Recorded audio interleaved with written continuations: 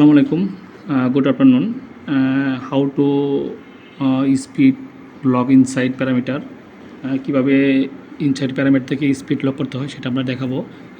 DP32 এবং প্যাকাসাস M900 series machine.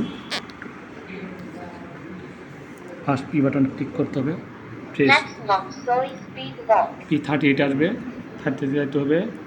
Click করে যদি পাসওয়ার্ড চায় তাহলে পাসওয়ার্ড দিতে হবে 1914 1914 পাসওয়ার্ড দিয়ে আমাকে ঢুকতে হবে।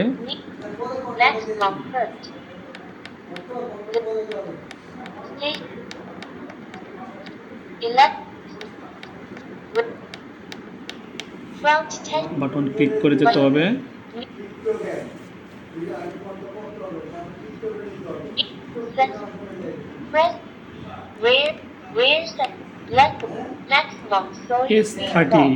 S38 যায়, তোমাকে এই বাটনে ক্লিক করতে হবে।